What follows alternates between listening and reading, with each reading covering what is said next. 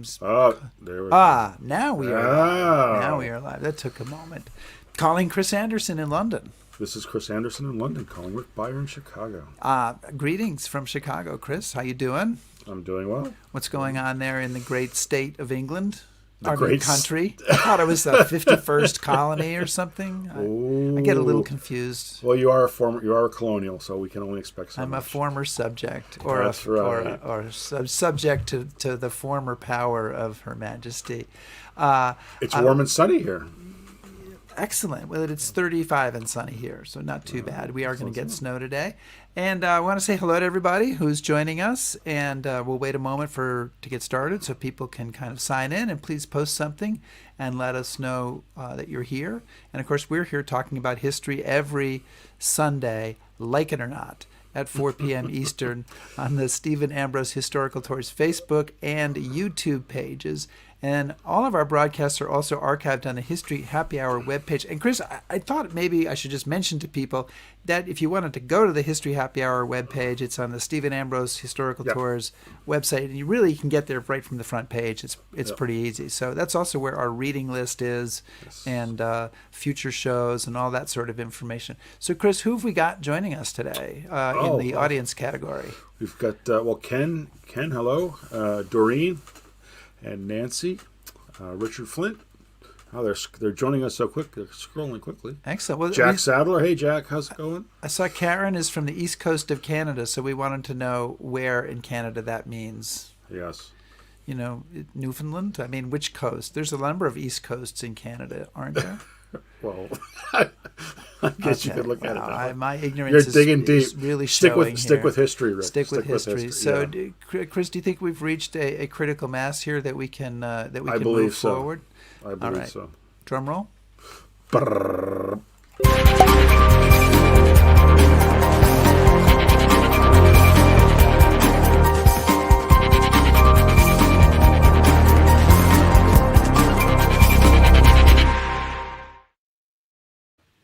The bar is open. The bar is open. So welcome, everybody. And our guest today has written a book that is centered on the Civil War Battle of Fredericksburg, but is really, I would say, a close-up look at the experiences of 5 people and how this battle impacted them. And John Matteson, I should have checked the pronunciation of his name, so we'll ask him about that in a moment, is a professor of English and legal writing at John Jay College of Criminal Justice in New York City, and he won the 2008 Pulitzer Prize for biography for his first book, Eden's Outcasts, the story of Louisa May Alcott and her father. Is he our first Pulitzer Prize winner, Chris? Do you remember? I'm not sure. I'm not sure. I'm not sure. He is a graduate of Harvard Law School and also has a PhD in English from Columbia, which strikes me as a rare and intimidating combination.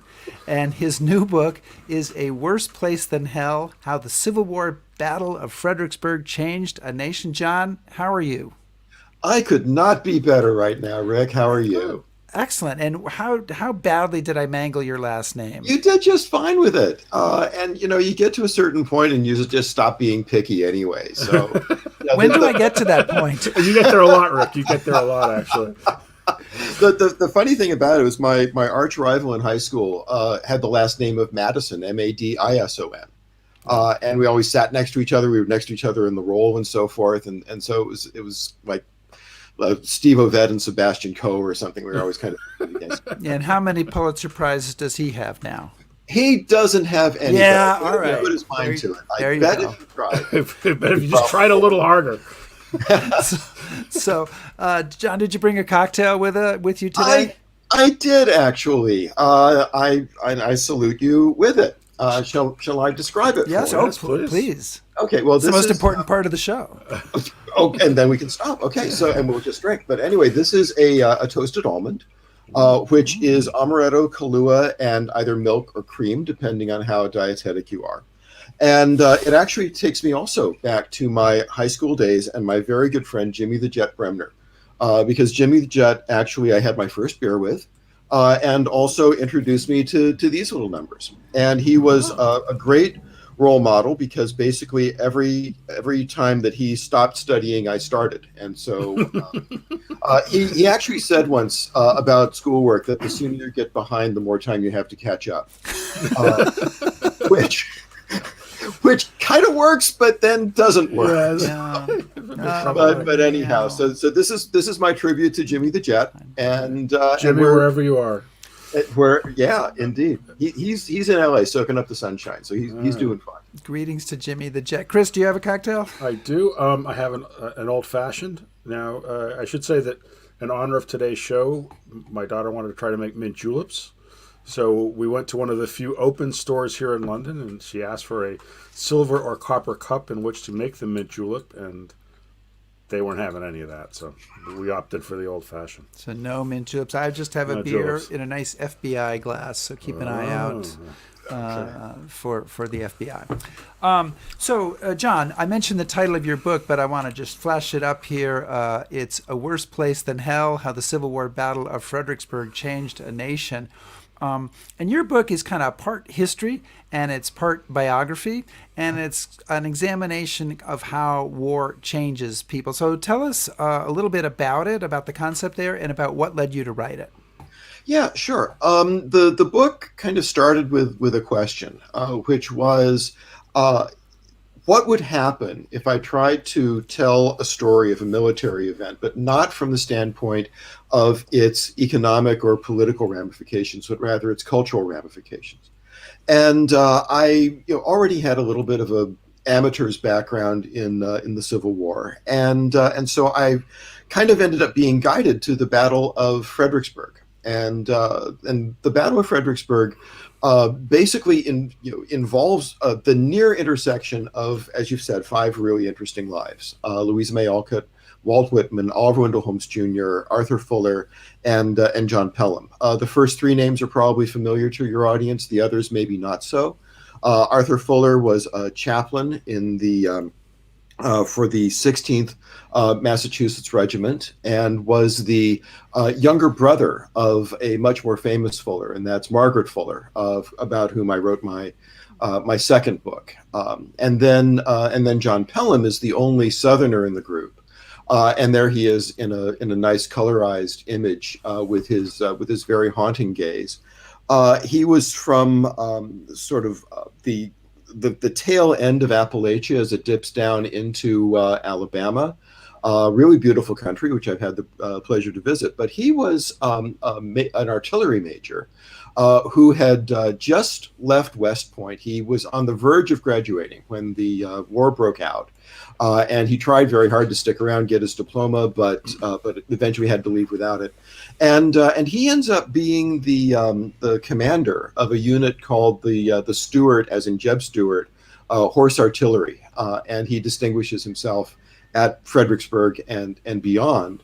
But anyhow, what's neat about these stories is that they do tie into kind of the future of American culture, in that Louisa May Alcott becomes the writer she becomes because of her experiences in the war. She was a nurse at a Georgetown hospital and began her service directly after the Battle of Fredericksburg. And it's kind of my contention in the book that if she had not had that experience, various other events would not have taken place, and she would not have written Little Women. And so the entire face of American children's juvenile fiction would have been completely transformed. Walt Whitman also comes into the war as a nurse. He comes in much more by happenstance. His brother, George, was several years younger, about 10 years younger than Walt. And George gets wounded at Fredericksburg. And Walt, who is kind of on the skids at that time and is spending a lot of time in an underground bar, literally underground in Manhattan, called Foff's, sitting back and watching bohemians kind of drown themselves in drink. That sounds terrible. Yeah, here we go. And he sees in a newspaper account that just a list of casualties. He sees the name Lieutenant G.W. Whitmore. And General Sherman has this great line about how glory means being killed in battle and having your name spelled wrong in the papers. Well, George wasn't killed, but he was wounded. And so Walt just dropped everything to go down to Fredericksburg to find him.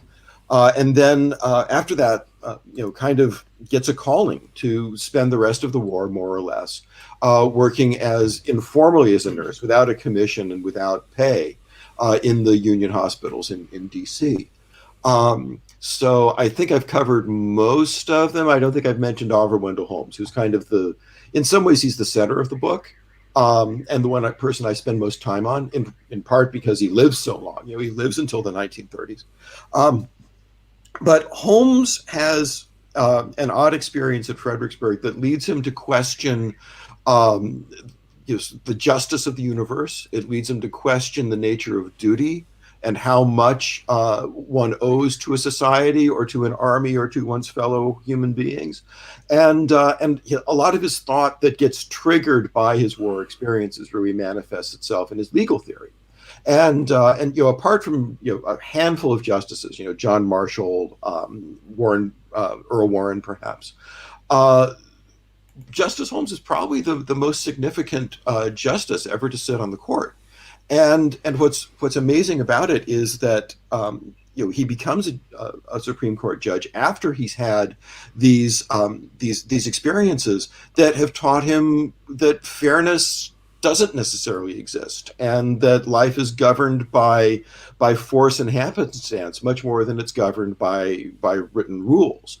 And so he becomes a fascinating legal figure and someone who deeply leaves his imprint on American life as well. Are you done, Rick? Little trigger finger flashing. It was kind of fun going in and out. Yes, that's not the disco version of that's History not a Happy Hour. signal, but now that we've done it once, maybe it will become one. Okay. Good. So, John, what are the things I'm curious? We'll talk a lot. We'll focus on the personalities, but really briefly, the Battle of Fredericksburg, it kind of gets forgotten about or gets a lot less coverage in the pantheon of Civil War battles. So if you could just kind of give us a brief overview of this fight or this campaign, and maybe touch on why you think it has been not given the attention it deserves. Yeah, sure. Well, Fredericksburg takes place at the end of 1862. The fighting there begins on December 11th of 62. The most costly fighting takes place 2 days later on the 13th, and then there's some scattered action after that. But why Fredericksburg mattered in the moment has a few answers to it. One of them is that it's the first major battle that the Army of the Potomac fought after Lincoln finally gave up on General George McClellan, who was beloved by his troops, but was not the most loyal man in various ways. You read McClellan's letters, and he refers to Lincoln as a baboon and things like that. And there are concerns that McClellan could become something of a demagogue and could end up actually taking over the government. But in any event, McClellan is he's very cautious. He always assumes that Lee has a lot more troops at his disposal than he actually does. And so McClellan is reluctant to engage. When he does engage, very often it's kind of piecemeal. The plans aren't well thought out, and things kind of fall to pieces. And so Lincoln replaces him before the Battle of Fredericksburg with General Ambrose Burnside. And the hope is that Burnside is going to be more aggressive. And Burnside is a very humble man. He's authentically modest. And he keeps telling people, I'm not up to this. I don't think I can command a whole army. And they say, oh, come on, you can do this. Yeah, I know he And what could be hard, right? And unfortunately, his modesty is well-founded because Burnside, gets, involved in the Battle of Fredericksburg, and his judgment kind of freezes up, and he decides that really the only option open to him, in part because he's been, told to be more aggressive, is to throw doomed assault after doomed assault at a very well entrenched Confederate position in a place called Marie's Heights on the outskirts of Fredericksburg. And it turns out to be just an absolute disaster, a slaughter and just an unnecessary waste of of humanity in a war that involved a lot of waste of humanity. But Fredericksburg stood out for a lot of people for its futility and for it, finally the sort of the inadvertent cruelty of Burnside's lack of strategic and tactical vision. But what also matters about Fredericksburg is that it takes place just a couple of weeks before the Emancipation Proclamation is supposed to take effect. And Lincoln very, very much wanted to have one good, solid victory under his belt in the Virginia theater in order to convince people that not only could he proclaim freedom for the slaves, but he had the military force to make it stick. And Burnside's blunder at Fredericksburg goes a long way to disproving Lincoln's ability to enforce that will. And so Lincoln is thrown into very near despair. Three of his major cabinet members offer their resignations. And he says to one of his friends after Fredericksburg, if there's a worse place than hell, I'm in it. And that, in fact, is where I get the title of the book from. And so it's a test of Lincoln's resolve. A later test of Lincoln's resolve was shown in the Daniel Day-Lewis movie Lincoln, where the question is, will he push the 13th Amendment?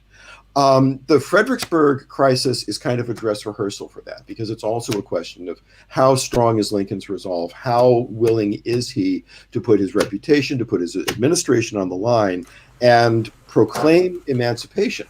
At a moment when his forces look extraordinarily weak.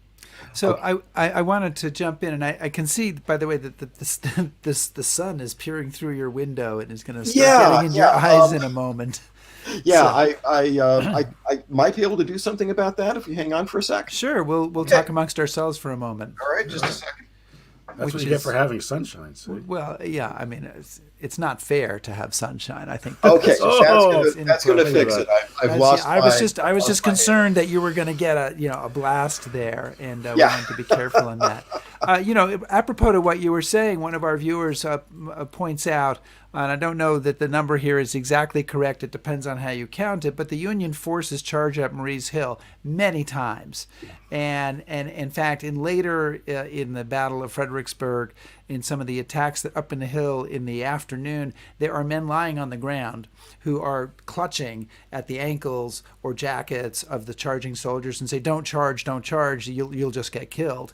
And I think, and Chuck says it's hard today for us to understand why they followed these insane and suicidal orders. And I think it really is hard to understand, both why you'd keep throwing good after bad and why men in that situation are willing to do it. What impels them? It's tough. Yeah. Are you asking me to answer that question? Yeah. Well, you can make a comment. That, or you could just open up the window and say, "I'm sorry, I can't." Because you can say "fascinating, Rick," and you can ask me a question, but I wouldn't. That's not the basic format. So. Well, obviously, I've never stood in those shoes, and I've never been in the situation where someone was urging me forward into something that looked very much like certain death. I have a good friend with whom I've talked about the book a lot, and he refers to these charges up Marye's Heights as being like being on the conveyor belt of the wood chipper. And in fact, one of the kind of secondary figures in the book is a young soldier whom Louisa May Alcott befriends after the battle, and he is one of those soldiers who, in the very last assault of the day, has his pant leg clutched at by wounded soldiers saying, "Don't go, don't go."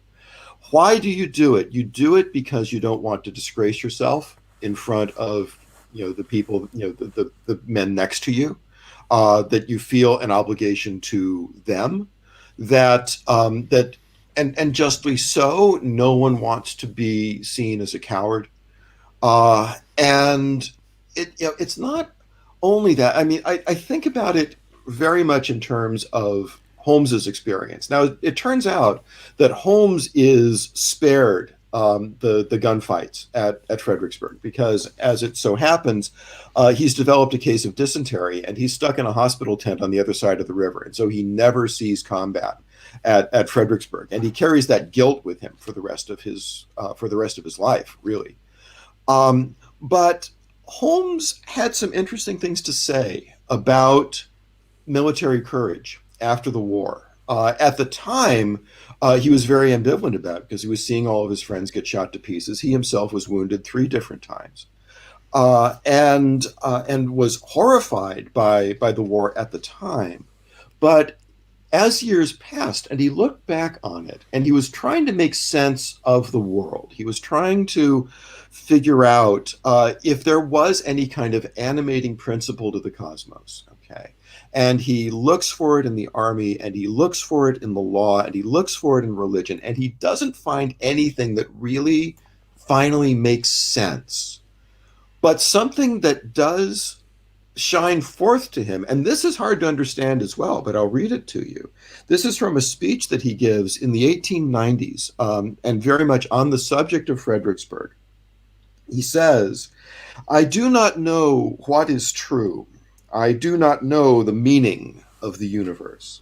But in the midst of doubt, in the collapse of creeds, there is one thing that I do not doubt, that no man who lives in the same world with most of us can doubt, and that is that the faith is true and adorable, which leads a soldier to throw away his life in obedience to a blindly accepted duty, in a cause which he little understands, in a plan of campaign of which he has no notion, under tactics of which he does not see the use."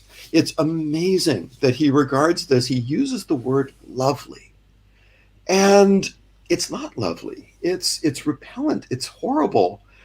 And yet it was the one thing that he could turn to as a source of truth. And I think that what that paragraph I've read you does is it kind of places him in the position of the first American existentialist.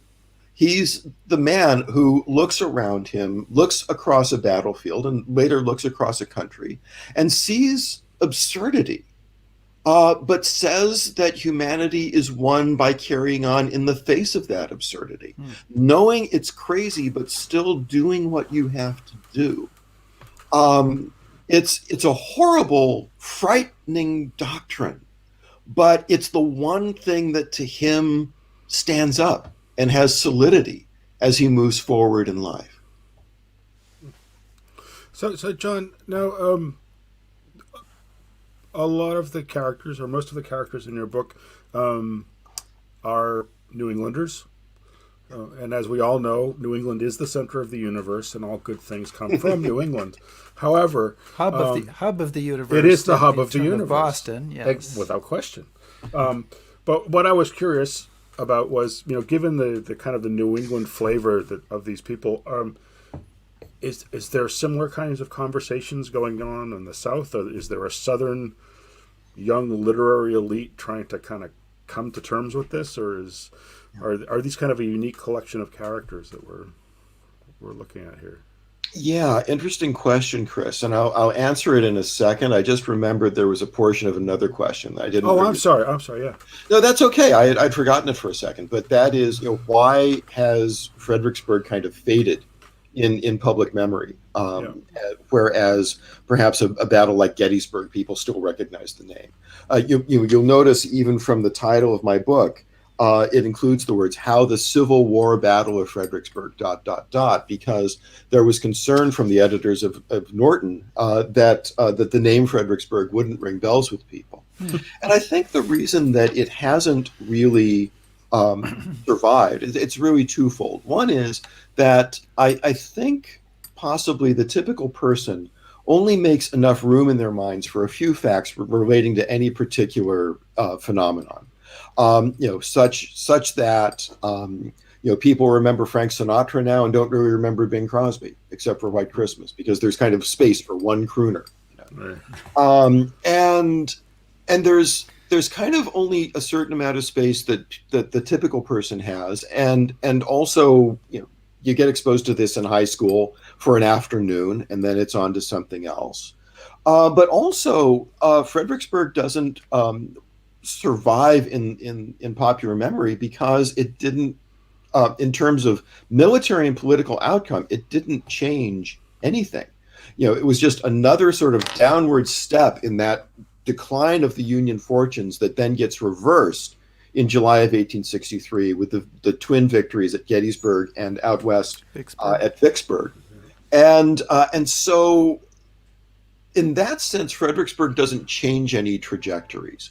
But the argument of the book is that it dramatically changes the trajectories for Holmes and Alcott and Pelham and Whitman, such that Whitman's poetry transforms, Alcott's writing transforms, Holmes's thinking about justice. All of that is stamped by Fredericksburg, but that's not as visible as the turning of the tide at Gettysburg. And when people look at a military event, they tend to think militarily, right? They don't necessarily think about it as being a moment where culture shifts in the way that Fredericksburg actually does. But your question about Southern literary elites, one of the curious things about the Civil War generally is that there's very little enduring literature written by people who were actually in it and were writing about it. Probably the most famous novel by a Civil War soldier was Ben-Hur, which is written by Lew Wallace and becomes the Charlton Heston movie. But The Red Badge of Courage is written by Stephen Crane, who was born 6 years after the war ended. And so on and so forth. And so it was, in a way, perhaps an event that people who experienced it were simply too traumatized by it to write about. And it's certainly possible that those who might have written about it didn't make it through. We're talking about a war that cost 750,000 American lives. But I'm not aware really of any Southern literary elite that was alive at the time that had as much to say about it as perhaps you might expect. Probably the greatest commentator on the post-Civil War Southern psychology. There are a few, but Faulkner is the one that comes immediately to mind.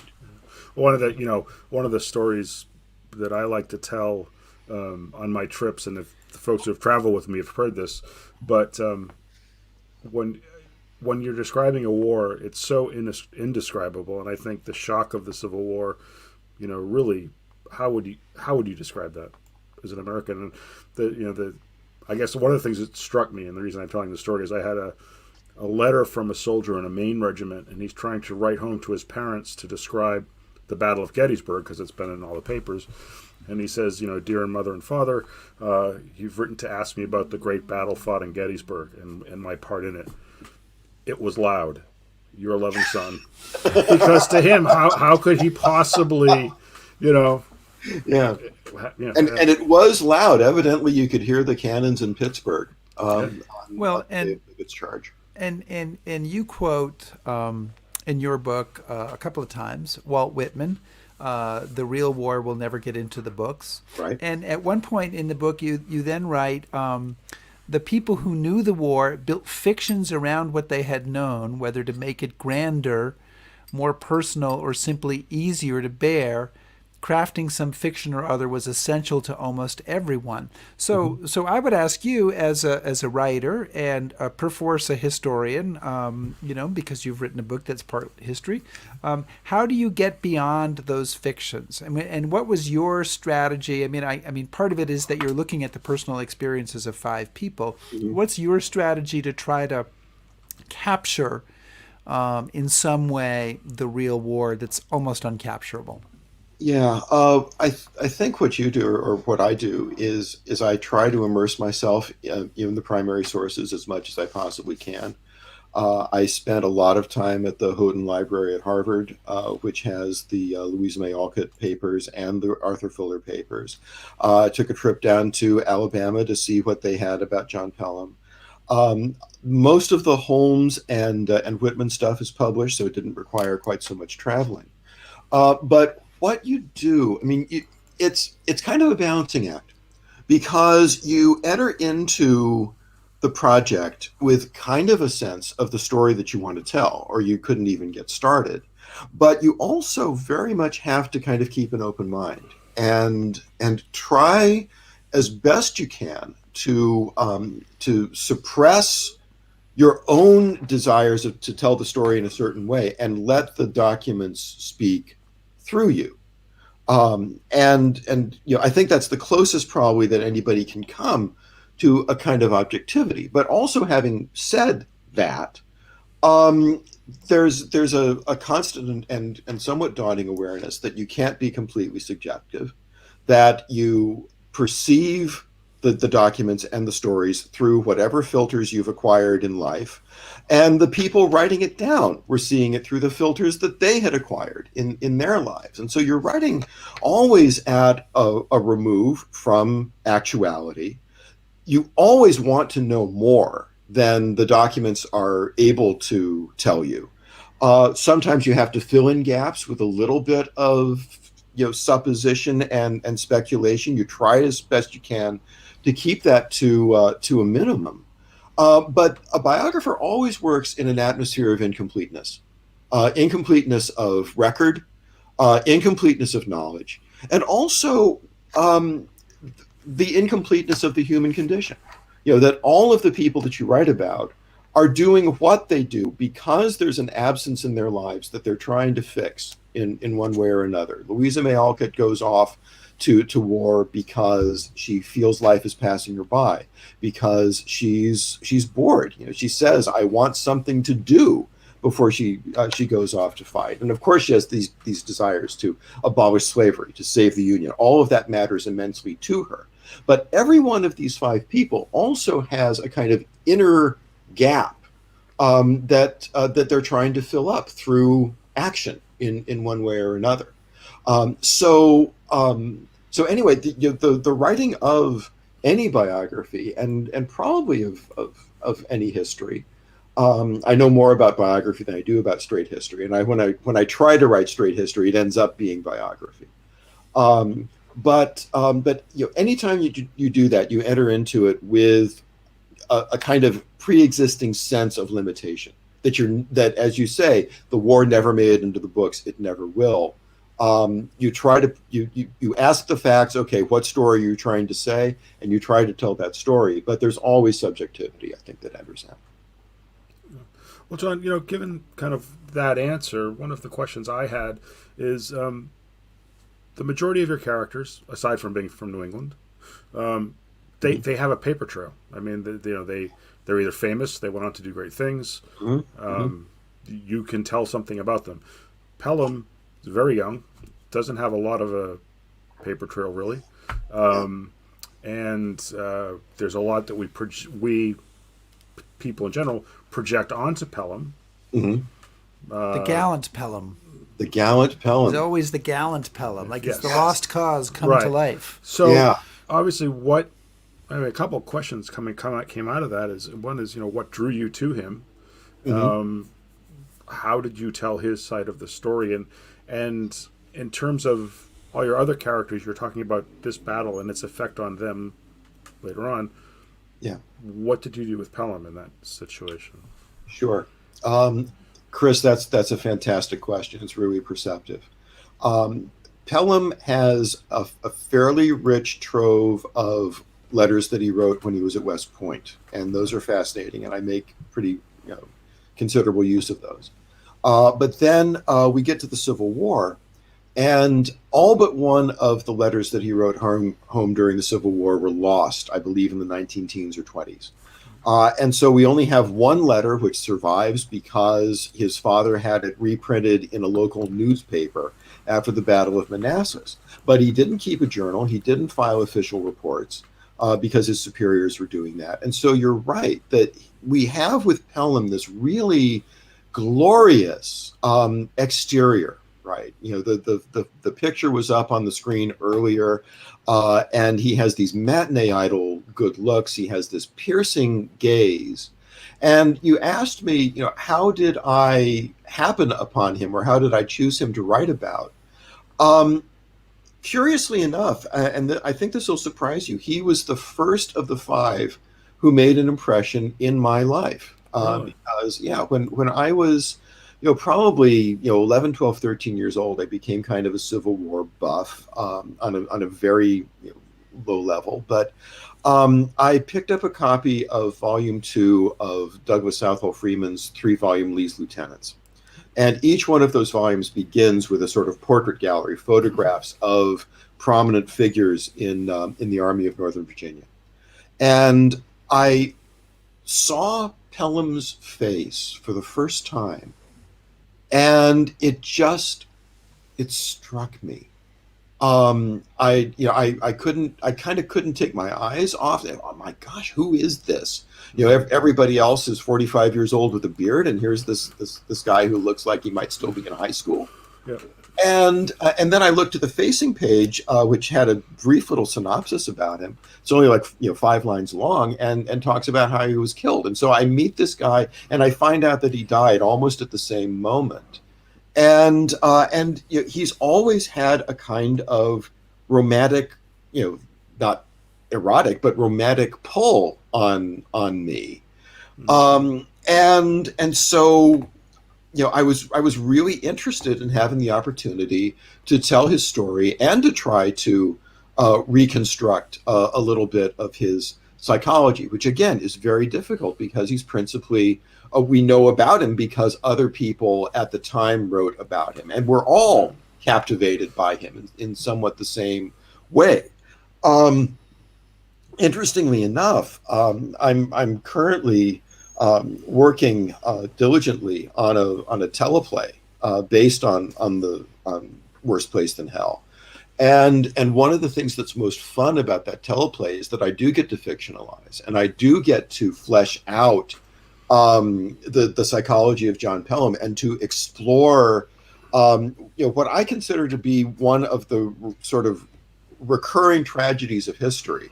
The person of great talent, of virtue, of attractiveness in various fashions, who ends up on the wrong side of history and is entrapped in some ways in fighting to defend causes that, if he were in John Rawls's original position, would never have chosen to support.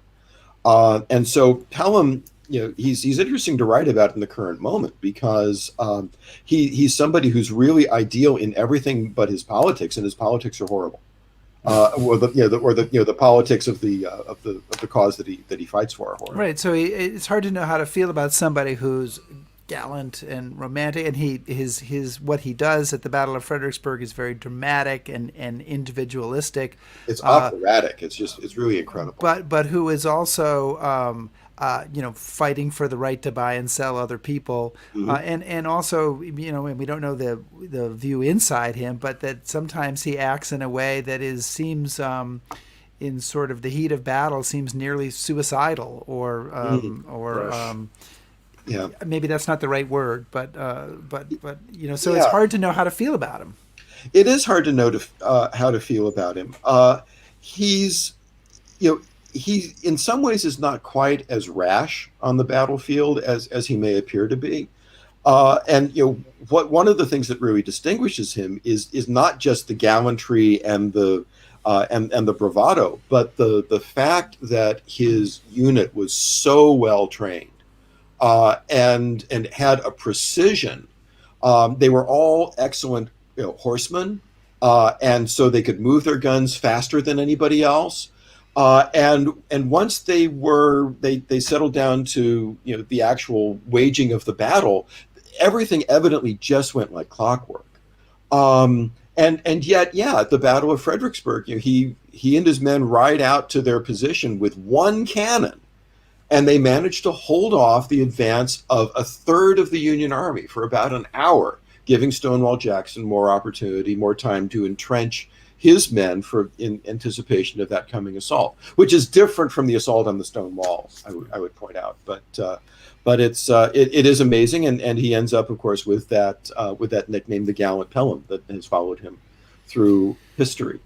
And so I regard him as a deeply tragic figure, and someone really to be to be pitied, I think, because of the historical situation he finds himself in. So let me, Chris, do you mind if I No, leap forward please. here? It's you have the floor, sir. Okay. So three of the people in your book are really well known. Mhm. The fourth you've just discussed, who is also well known, I think, to Civil War people who are knowledgeable and interested in the Civil War. The fifth person is the Reverend Arthur Fuller, who is a chaplain to a Massachusetts regiment. Is that correct? Yes, that's Of course, but Yeah. of course. Okay, and he is somebody who is not known at all. I mean, I think he's not as you mentioned, his sister was a fairly famous person. He is not a famous person. No. And I am interested in, what moved you about his story or made you want to include it in this book. What is kind of the key, factor that has you telling his story as part of this book on Fredericksburg? Yeah, I like to think of the book as being fairly intricately balanced, and the idea was to sort of create in print something that was a little bit like a Calder mobile, where everything kind of puts everything else into equilibrium. And what's really important about Fuller in the story that I'm telling, well, there are a number of things, but one is that because he's not famous. He is kind of a sort of everyman presence in the book.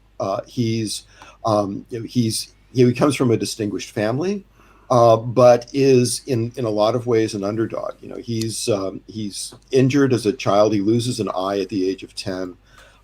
He ends up as a Unitarian minister, and he's respected as a minister. He ends up being the chaplain of, I believe, the Massachusetts House of Representatives before the Civil War.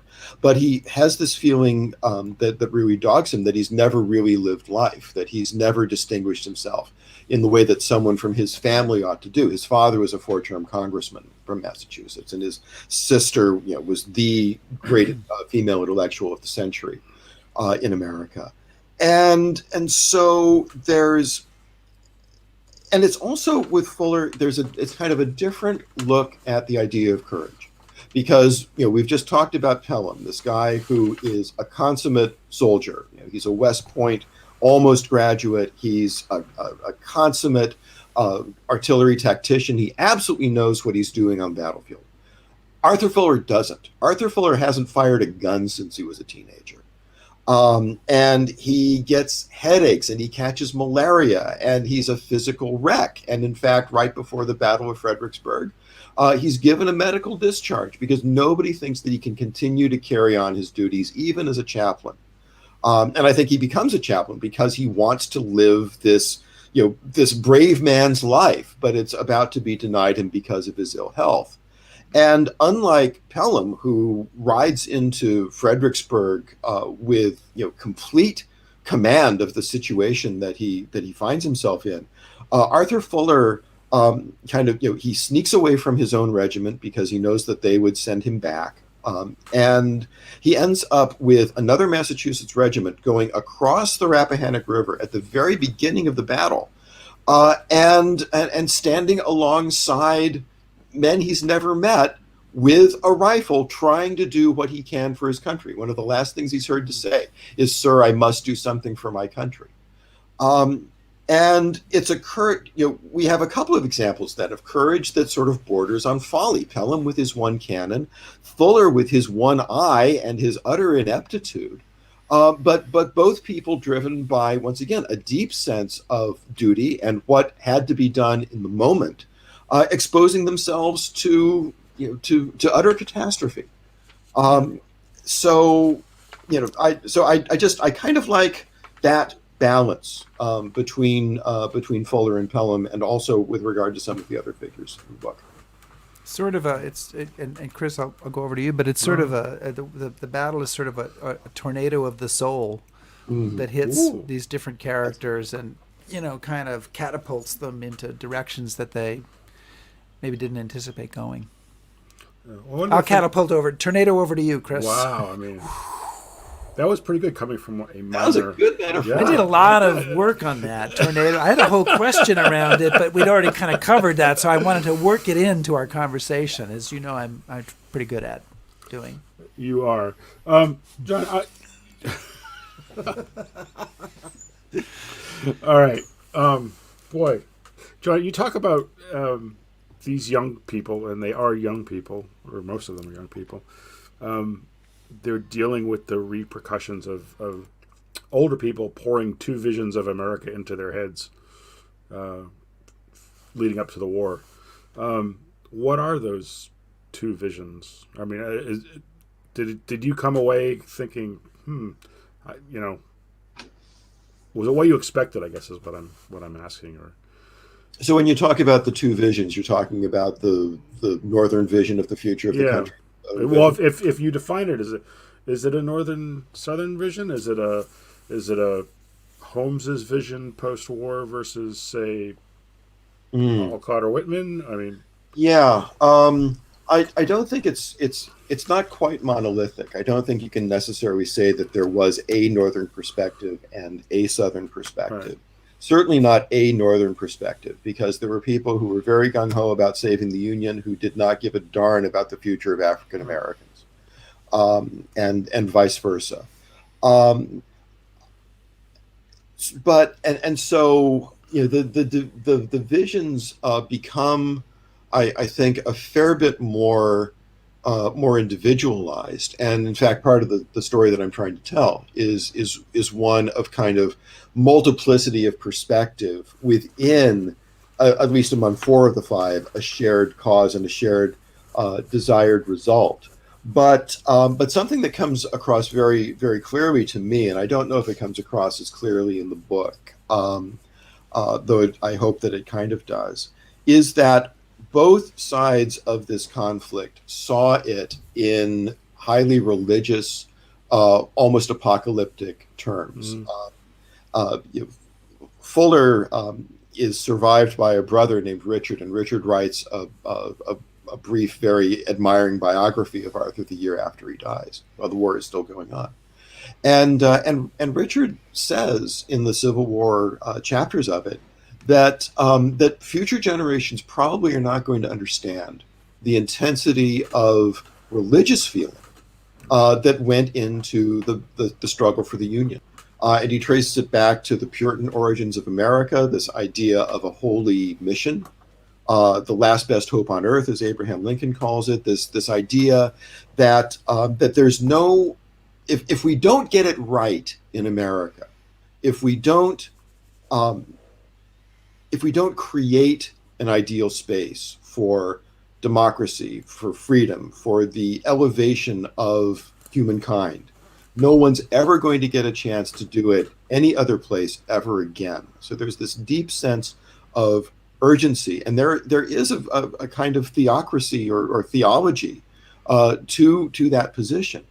Whereas the South at the same time, and Lincoln talks about this in the second inaugural, that both sides are praying to the same God, and yet they have these very diametrically opposed ideas of what the will of that God will be. But the South believed in its way of life, believed in the sanctity of its land, perhaps more than anything else, and it's a good explanation for why the war goes on for so long, why it's fought tooth and nail up until almost up until the last casualty. It's because both sides had such a deep conviction that they were doing the Lord's work. And it's easy for us to see the northern perspective of that. The southern perspective is very difficult to think our way into now. But in its time, it was no less sincere. Well, I guess one of the things that struck me was the different views of the Union effort and the outcome amongst your characters and amongst some of the other characters that I've read about. So to me, Holmes comes out, I don't know if cynical is the right word, but certainly a lot more realistic, maybe. There are very few of the trappings of the cause left. but there Yeah. are others that do sustain that vision of, I would love to see Whitman and Holmes sitting down over a pint talking about what did this all mean, Yeah. and Holmes struck me as being a lot more cynical about it or realistic about the Yeah, human yeah, that's condition. very true. And even as I describe this kind of religious energy, you're absolutely right that not everyone felt that way. Holmes is he's by far the least convinced of divine purpose of any of the five people in the book. Um, and and Whitman's sense of America has a deep reverence to it. You read Leaves of Grass and you can't miss the fervor with which Whitman believes in the democratic Right. project and the saving capacity of America. Um, and so yeah, that's another balance in this book. You've got four people, and John Pelham. I love to make note of this. When he was at West Point, he got demerits for reading the Bible after hours. Yeah, how reverent can you be? The worst thing he Right. does at West Point is he's reading the Bible after lights out. But that tells you a little bit about the sort of the overall reverence of that historical moment. But it is one that Holmes doesn't take part in. And Holmes, when he's wounded at Ball's Bluff or early in the war, he, he's conscious. He thinks he might very well die, and he asks himself, "Well, should I embrace Christ now on what may be my deathbed?" And he says, "No, that would be inconsistent with everything that I've ever done and everything I've ever believed. It would be almost cowardly, in a sense, to back off from my unbelief now, my deep religious skepticism." And yeah, I mean, Holmes comes through this crisis as a deeply scarred and shattered man, who, as I've said earlier in the hour, loses his faith in the army, loses his faith in, if he ever had any, loses his faith in God, loses his faith in law after he starts studying it, and he says, oh, it's just a bunch of dusty precedents that are based on experience rather than logic. And so he has enough of a spirit to desire to believe that he keeps trying these things out and trying to see them for what they are, but comes away from all of it with that sort of existential vision, as from that paragraph that I read. Mm. That there is something lovely in carrying on and being brave, even if you don't believe a thing about anything that's keeping it up. John, a quick question here, as we move towards the end of our hour. How important is it to you? Both Chris and I lead historical tours, and a whole bunch of people in our audience have gone on historical tours. So they've been to battlefields and been to places. How important was it to you as a writer to visit some of the scenes that you're writing about to understand them? I think it's essential. It was to me, at least, and I've done that with every one of my books.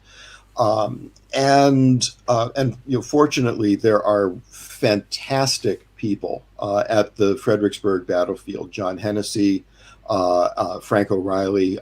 Mr. O'Reilly gave me a wonderful tour of the battlefield below Marie's Heights, and talked me step by step through everything that happened during that last futile charge up toward the wall.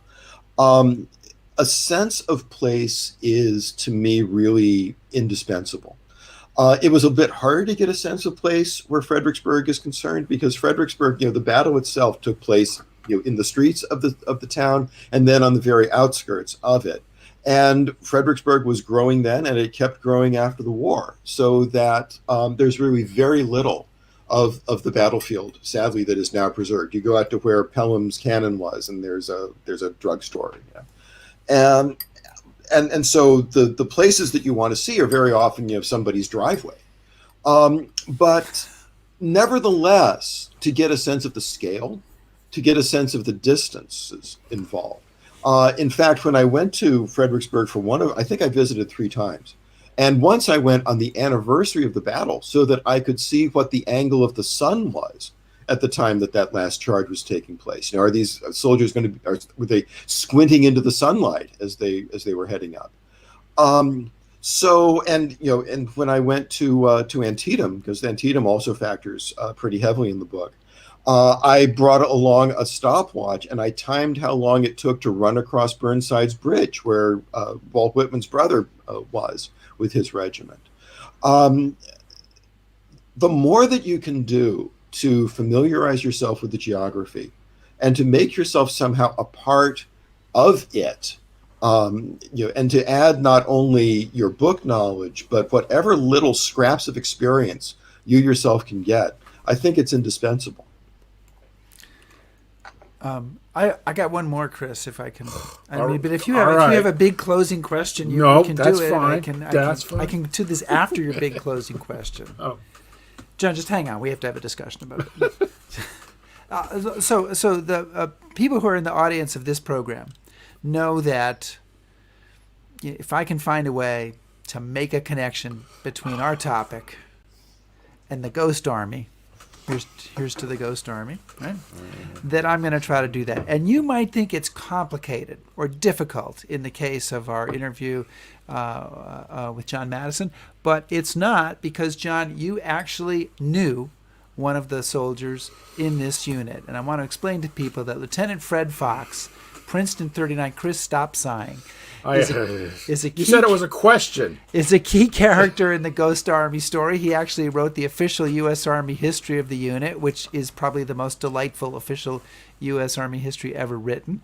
And his post-war career involved being a minister, a journalist, and a White House aide. And eventually he came back to Princeton, where he became recording secretary and also held the unofficial title Keeper of Princetonia. And my understanding is that he was a pretty unforgettable figure when you were there at Princeton, which we don't even want to say how long ago that was, but was a while ago. He was in the fading years of his life. He passed away before my class graduated. But when I started at Princeton, I'll be upfront about this. I started at Princeton in the fall of 1979, and Fred Fox, class of 1939. A classmate of John F. Kennedy. Not too many people know that Kennedy was a Princetonian before he transferred to Harvard. But Fred Fox was revered at Princeton, and it was customary for him to appear in Alexander Hall, surrounded by the entering freshmen and women, and to teach them the kind of the sacred song of Princeton, which is Old Nassau, and there are hand gestures and arm gestures and so on that go with it, and so yes, I got to learn the Old Nassau under the tutelage of the late great Fred Fox, class of 39.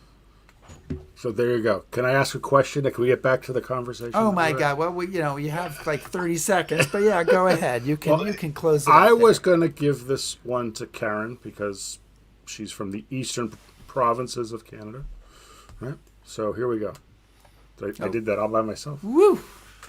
Karen wants to know, of the 5 primary people featured in your book, if you had to choose to live one of their lives, who would you choose and why? Wow. No pressure.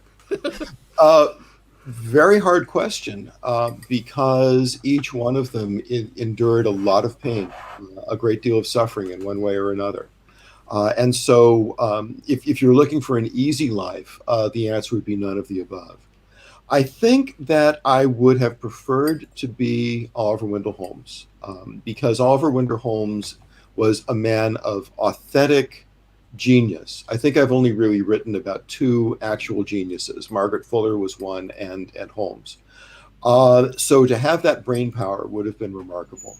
To have lived the social life of the Boston Brahmin, I think would have been fascinating. And also as a failed lawyer who fired off his last brief in anger in 1991, now going on 30 years ago. I would really have loved to have had those kinds of legal smarts on top of everything else. So in spite of the 3 woundings, in spite of getting shot through the neck, I would take Holmes. There you go.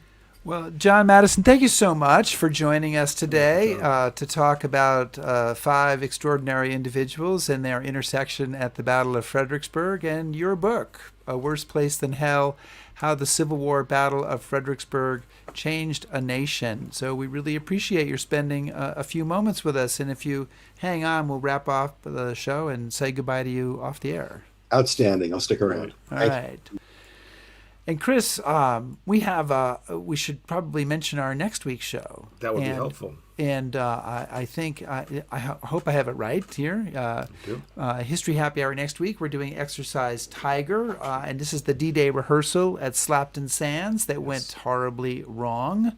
And our guest is a renowned naval historian, Craig Simons, who wrote the book Operation Neptune, which is about the entire naval component of D-Day. And who knows, maybe we'll expand off of Exercise Tiger and talk about that stuff. And I know many of the people who are listening, watching, have been in that room, which was the Operation Neptune headquarters at Suffolk House in Portsmouth. So maybe we can learn a little bit more about that. I might have a few pictures of that, actually. You really? That's Oddly hard. Enough. It's hard to I know believe. it is. It's hard to I believe. might have your pictures. You might already have sent them to me. Oh well, another show, Chris. I think we've succeeded in fooling people again. I hope so. Stay safe, everyone.